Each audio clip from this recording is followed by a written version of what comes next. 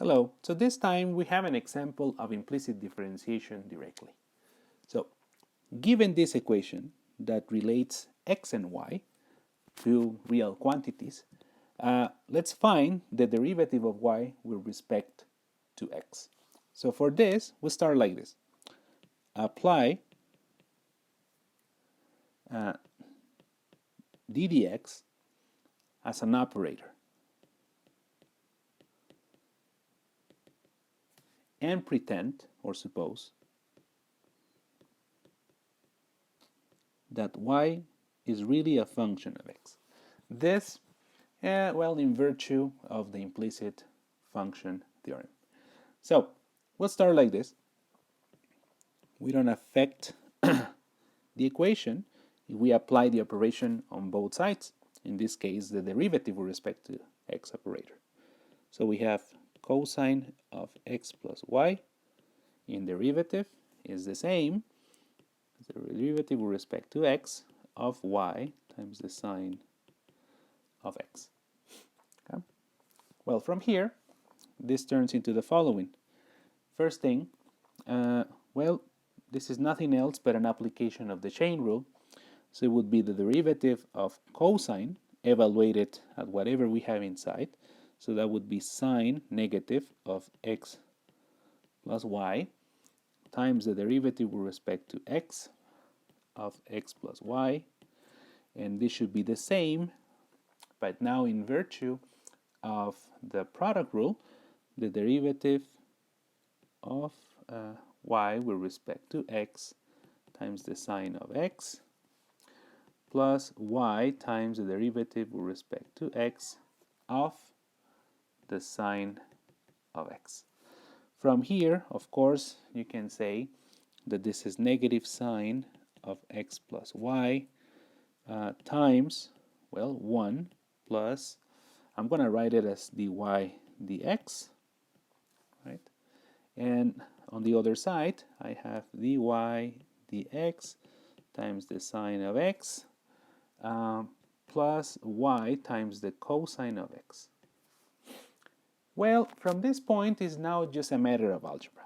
It's no longer a problem of calculus, because now we can simply do this. I can transform this equation into something that is equivalent of the following form. Negative sine of x plus y minus sine of x plus y times dy dx is equal to dy dx sine of x plus y times cosine of x. And really what I want to do is to isolate this symbol. Right? So how do I do that? Well, I continue. I do some manipulation here, and I write it in the following terms. This is negative sine of x plus y times dy dx minus dy dx times the sine of x is equal to sine of x plus y plus y times the cosine of x.